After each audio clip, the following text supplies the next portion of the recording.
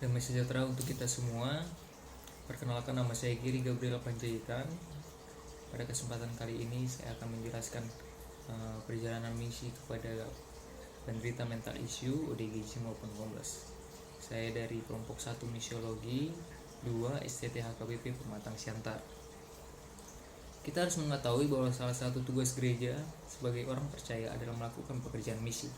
Karena tugas untuk bermisi merupakan tugas yang paling penting bagi pengikut Kristus. Dalam Matius 28 sendiri dikatakan bahwa Yesus menekankan pentingnya pemberitaan Injil kepada suku-suku bangsa. Karena bermisi merupakan suatu upaya dalam menghadirkan shalom Allah di tengah-tengah dunia ini, serta untuk memperlihatkan bagaimana Allah hadir di dalam setiap proses dimensi kehidupan manusia. Gereja dan misi merupakan dua hal yang memiliki pengaruh yang besar bagi kehidupan manusia di dunia ini. Gereja hadir sebagai persekutuan orang beriman yang menerima mandat dari Tuhan untuk menyampaikan berita kabar baik kepada manusia.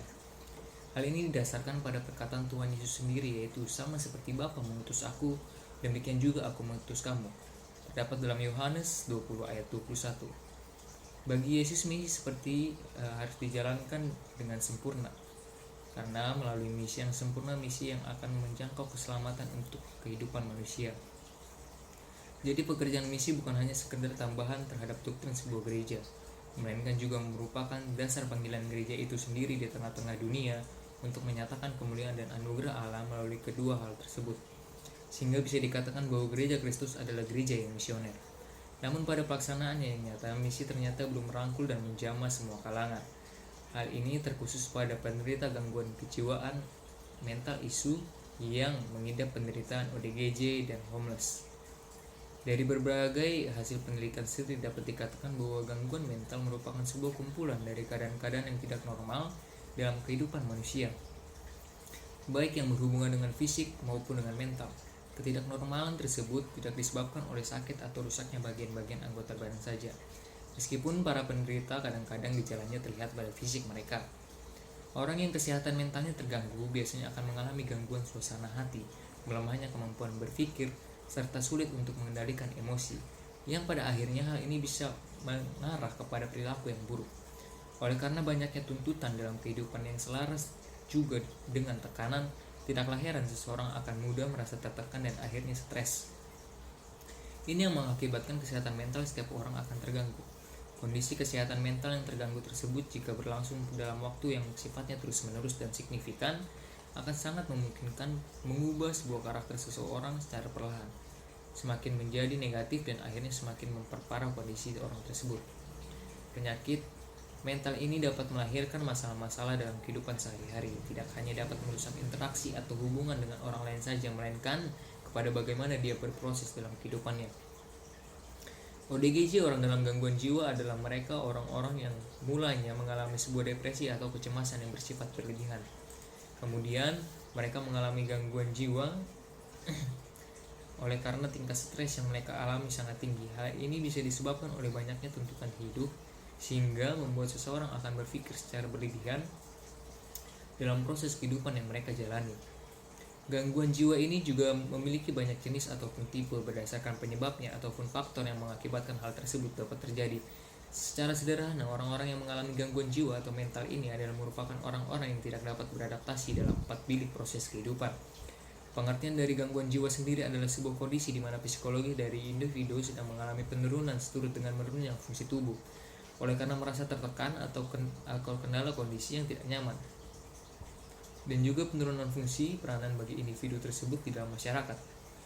Jika kita melihat dalam Undang-Undang RI nomor 18 tahun 2014, orang yang dalam gangguan jiwa atau yang disingkat dengan ODGJ adalah orang yang sedang mengalami gangguan dalam pikiran mereka, tingkah laku, dan gangguan perasaan yang tidak termanifestasi dalam bentuk kumpulan gejala disertai dengan perubahan perilaku yang bermakna, serta hal ini dapat menimbulkan penderitaan dan hambatan kepada mereka dalam menjalankan fungsi sebagai manusia secara individu itu sendiri maupun dalam ruang lingkup masyarakat. Sedangkan menurut American Psychiatric Association atau apa, gangguan mental atau mental issue ini adalah merupakan gejala atau sebuah pola dari tingkah laku psikologi manusia yang tampak secara klinis dan terjadi pada seorang yang berhubungan dengan keadaan distress atau gejala yang menyakitkan, atau juga sebuah ketidakmampuan atau gangguan pada suatu area atau lebih dari fungsi-fungsi penting yang menyebabkan meningkatnya risiko terhadap kematian, nyeri, ketidakmampuan, atau kehilangan perasaan kebebasan yang penting. Hal ini tidak jarang mendapatkan respon ataupun diterima pada sebuah kondisi tertentu. Gangguan jiwa cenderung mengalami sebuah peningkatan proses bersamaan dengan dinamisnya kehidupan dalam masyarakat sebagai sebuah dampak kemampuan individu tersebut dalam beradaptasi pada perubahan sosial yang dinamis. Individu-individu yang mengalami gangguan jiwa ini disebabkan oleh gangguan pada biopsikososial dalam kehidupan mereka. Menurut Hawari, tanda dan gejala gangguan jiwa ringan yaitu sebagai berikut. A.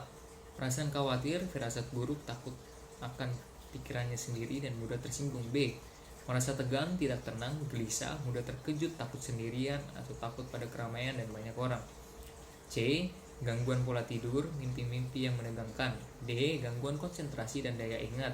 E. Keluhan-keluhan somatik seperti rasa sakit pada otot dan tulang, pendengaran berdeging, berdebar-debar, sesak nafas, gangguan pencernaan, gangguan perkemihan, dan sakit kepala. Kemudian tanda-tanda dari gejala depresi menurut NIMH USA adalah rasa sedih yang terus-menerus, rasa putus asa yang pesimis, rasa bersalah, tidak berharga dan tidak berdaya, kehilangan minat, energi lemah, menjadi lamban, sulit tidur atau insomnia atau tidur berlebihan, hipersomnia, sulit makan atau rakus makan, tidak tenang dan gampang tersinggung. Kaum ODGJ yang kita dapatkan di jalanan itu biasanya mengalami gangguan jiwa berat. Dan menurut DSM-IV, berikut tanda atau gejala dari skizofrenia itu sendiri. Gejala positif yaitu sekumpulan gejala perilaku tambahan yang menyimpang dari perilaku normal seseorang, termasuk distorsi persepsi atau halusinasi, distorsi isi pikir atau waham, distorsi dalam proses berpikir dan bahasa, dan distorsi perilaku dan pengontrolan diri. Yang B, gejala negatif yaitu sekumpulan gejala penyimpangan berupa hilangnya sebagian fungsi normal dari individu, termasuk keterbatasan dalam ekspresi emosi, keterbatasan dalam produktivitas berpikir, keterbatasan dalam berbicara atau alogia, keterbatasan dalam maksud dan tujuan perilaku. Misi selalu berjalan seturut dengan perwujudan citra Allah di dunia ini, dalam artian misi harus menjadi karakter Allah yang dirasakan oleh manusia. Karena Alkitab sendiri menjelaskan bahwa manusia diciptakan serupa dan segambar dengan Allah. Hal ini bertujuan untuk mewujudkan bagaimana kasih cinta Allah untuk dunia ini. Ketika manusia mengenal Allah, manusia akan mampu untuk melayani Allah, sebab di dalam Alkitab Yohanes 3 ayat 16 dijelaskan bahwa dasar yang paling utama adalah kasih Allah. Sehingga perjalanan misi yang dilakukan oleh manusia adalah dilihat dari mana manusia hidup dan perilaku dalam Allah. Misi dan pelayanan sosial sendiri merupakan dua hal yang mempunyai keterkaitan satu dengan yang lainnya dalam mendukung amanat agung Tuhan Yesus. Namun, tidak dapat dipungkiri bahwa sering terjadi pemisahan akan dua hal tersebut. Beberapa pandangan tentang misi merupakan sebuah pandangan tradisional, melihat misi identik atau dan terbatas pada penginjilan saja, sedangkan menurut pandangan modern, kalangan liberal, misi mencakup penginjilan dan juga pelayanan sosial. Namun bagi mereka penginjilan tidak lebih daripada pelayanan sosial. Misi Gereja Kristus adalah untuk menyelamatkan orang-orang yang berdosa yang sedang binasa.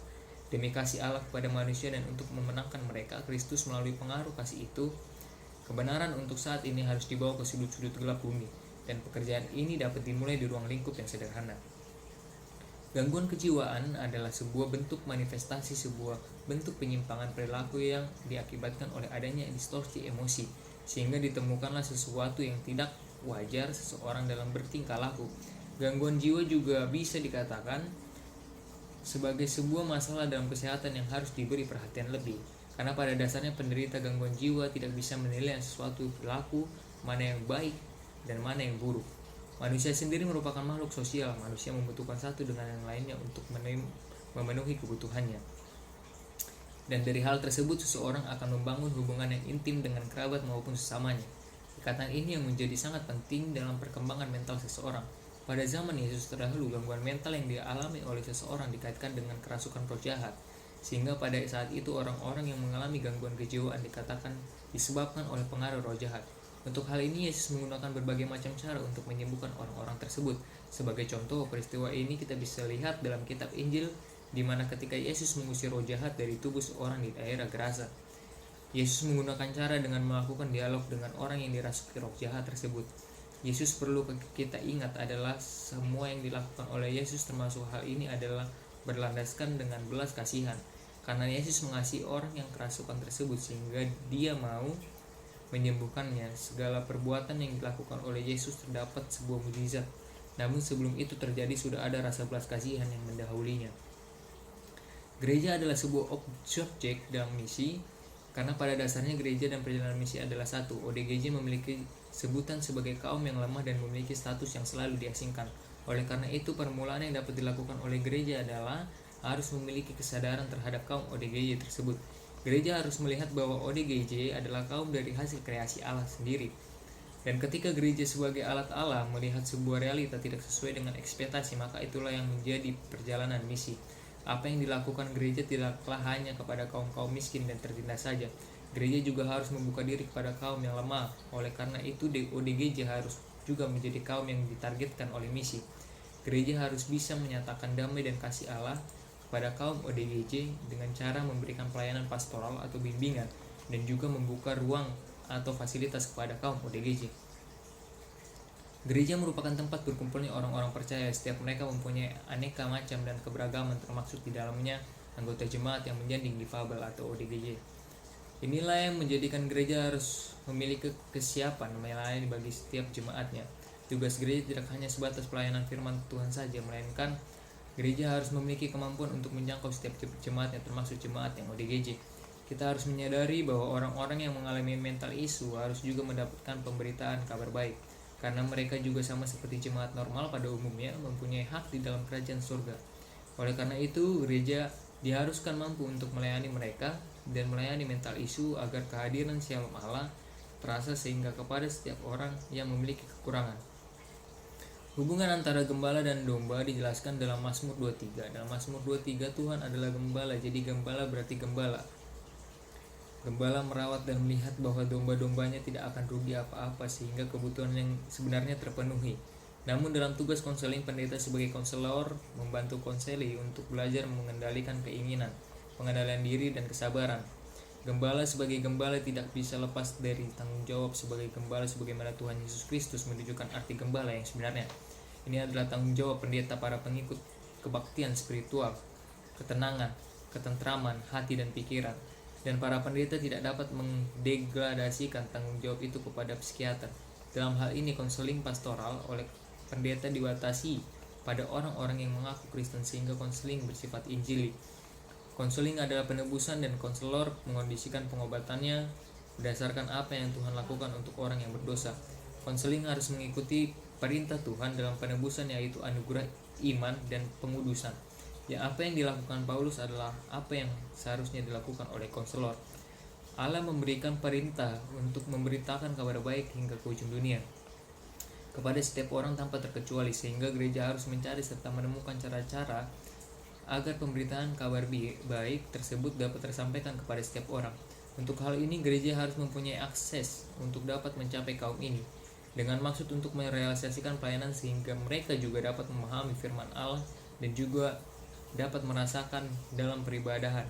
Penyediaan akses tersebut dapat berupa fisik seperti tempat ataupun bangunan dari gereja itu sendiri, kemudian non fisik seperti penyampaian informasi dan berkomunikasi ataupun pelayanan kepada orang yang mengidap mental issues. Kebutuhan yang lainnya seperti Alkitab dan literatur yang lainnya dapat diatur dan diakses sesuai dengan kebutuhan jemaat, sehingga dengan demikian jemaat yang menyandang difabel dapat merasakan pelayanan yang nyata dari gereja juga. Pelayanan pastoral tidak hanya dilakukan kepada jemaat penyandang mental isu saja, pelayanan dan diskusi juga perlu dilakukan oleh pihak keluarga. Hal ini bertujuan agar pihak keluarga tidak menilai bahwa apa yang diderita oleh anggota keluarganya yang mental isu adalah sebuah aib yang harus disembunyikan. Mereka harus menyadari bahwa itu juga adalah sebuah anugerah dari Allah, sehingga dengan demikian setiap orang yang memiliki peran masing-masing yang penting terhadap jemaat penyandang masalah ini. Gereja juga perlu memberikan pemahaman kepada jemaat yang lain bagaimana untuk saling mengasihi dan menghargai satu dengan yang lainnya, agar tidak ada lagi anggota jemaat yang menilai ODGJ atau homeless adalah sebuah kutukan. Jemaat harus mengerti bahwa setiap orang memiliki perbedaan dalam memperoleh anugerah dari Allah. Dengan demikian, gereja sebagai sarana perjalanan misi di dunia ini dapat terus melahirkan kasih di dalam kehidupan orang percaya. Masalah yang hadir di kalangan umat Kristiani dewasa ini adalah kurangnya pengetahuan tentang kesehatan jiwa, mulai dari apa ciri-cirinya, bagaimana menyikapinya, dan bagaimana mengatasinya. Hal inilah yang membuat kepedulian yang dilandasi cinta kasih masih kurang terjelaskan bagi mereka yang sedang mengalami masalah kesehatan.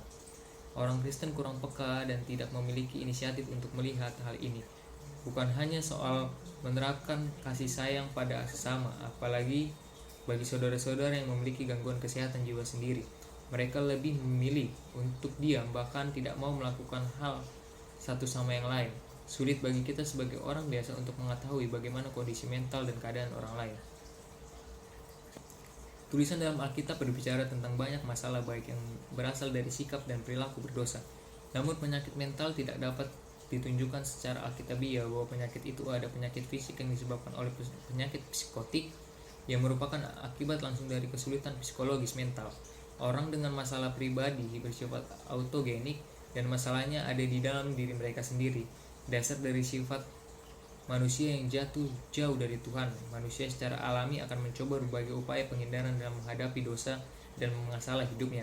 Terlepas dari kesulitan yang ditimbulkannya, orang-orang yang sakit jiwa sebenarnya adalah orang-orang yang masalah pribadinya belum terselesaikan. Setiap manusia memiliki hak dasar individu termasuk privasi dan kebebasan individu. Pada dasarnya penelitian akan memberikan hasil pengungkapan informasi individu, termasuk informasi yang bersifat pribadi. Sementara itu, tidak semua orang ingin informasinya diketahui oleh orang lain, sehingga peneliti perlu memperhatikan hak-hak dasar individu tersebut. Dalam penerapannya, peneliti tidak boleh menampilkan informasi tentang identitas, baik nama ataupun alamat subjek dalam kuesioner. Dan alat ukur untuk menjaga anonimitas dan kerahasiaan identik subjek peneliti dapat menggunakan coding sebagai pengganti identitas responden. Alkitab mencatat kisah pria dan wanita yang sangat sedih. Misalnya Hana merasa pahit jiwanya. Istilah ini juga diterjemahkan pahit dan merepotkan. 1 Samuel 1 ayat 10. Pada suatu kesempatan Nabi Elia sangat tertekan sehingga ia memohon agar saya mempertaruhkan nyawanya. 1 Raja 19 ayat 4. Alkitab mengatakan bahwa orang sakit membutuhkan dokter. Lukas 5 ayat 31. Jadi jika Anda menderita gangguan emosi, mencari bantuan medis adalah mimpi yang salah. Alkitab juga sering mengatakan bahwa doa itu penting. Misalnya Mazmur 55 ayat 22 mengatakan, lemparkanlah bebanmu kepada Yehuwa dan dia sendiri akan mendukungmu. Dia tidak akan pernah membiarkan orang yang benar goyah. Doa bukanlah penenang hati. Itu adalah komunikasi yang nyata dengan Tuhan Yahweh. Ia dekat dengan orang-orang yang patah hatinya. Mazmur 34 ayat 18. Sebagai kesimpulan, misi adalah suatu penugasan dari Allah langsung kepada gereja untuk menyelamatkan dunia dalam wujud karya di sebuah proses menggambarkan kabar sukacita dari Allah kepada dunia ini. Hal ini menyebabkan tugas untuk bermisi adalah tugas dan kewajiban yang paling penting bagi orang percaya pengikut Kristus. Agar terciptanya misi Allah di dunia ini, Allah mengutus gereja sebagai pengganti wujud kerajaan Allah di tengah dunia ini. Oleh sebab itu, gereja memiliki tanggung jawab untuk menjalankan sebagai wakil Allah untuk mewujudkan kerajaannya di dunia ini. Dari sinilah hadir sebuah pemahaman bahwa gereja harus melayani Allah sekaligus melayani manusia agar janji dan anugerah Allah tetap berjalan dalam kehidupan setiap orang percaya. Berlandaskan firman Tuhan, gereja harus semakin hadir dan menyatakan shalom Allah di tengah kehidupan manusia di dunia ini. Dengan arti gereja harus menerapkan kasih dalam segala pelayanannya di dunia ini. Kasih tersebut adalah kasih yang universal seperti kasih Allah yang mencangkup seluruh umat yang percaya kepadanya, tanpa terkecuali orang-orang yang mengalami mental issue, ODGJ ataupun homeless. Kita harus mengetahui bahwa di tengah-tengah gereja terdapat jemaat yang sedang dalam kondisi sakit akibat gangguan jiwa yang menyebabkan dirinya berbeda dengan yang lain, bahkan terpinggirkan. Orang dengan gangguan jiwa yang memiliki pola perilaku yang lebih mencolok dibandingkan orang normal lainnya. Hal mencolok ini terlihat pada perilaku yang menarik perhatian dengan perilaku anarkis, teriakan keras mengganggu orang lain, dan lain sebagainya. Di sisi lain ada juga penderita gangguan jiwa yang memiliki pola perilaku yang sulit dicapai bahkan tidak dikelola dengan baik. Mereka yang mengalami kondisi ini dikategorikan sebagai orang dengan kondisi sakit yang dapat dipastikan memiliki kondisi yang tidak tepat pada diri fisik dan mentalnya. Pada bagian inilah para pelayan terpanggil untuk memberikan pelayanan pastoral bagi mereka yang sakit jiwanya, yang seringkali dianggap aneh, berbahaya, dan menakutkan. karena mereka berperilaku tidak normal dibandingkan dengan orang lain sakit lainnya. Pendeta sebagai pelayan gereja memiliki tugas untuk melaksanakan pengembalaan bagi semua orang yang membutuhkan dukungan dalam keadaan sulit. Misi harus bisa hadir bagi ODGJ dan juga homeless. Orang-orang yang seperti mereka juga harus dapat merasakan kasih Allah dalam kehidupannya. Gereja harus bisa menghadirkan damai sejahtera Allah dalam kehidupan mereka sehingga misi betul-betul nyata dan hadir dalam kehidupan gereja. Demikianlah yang saya sampaikan, semoga bisa bermanfaat untuk kita semua. Salam sehat, Tuhan memberkati.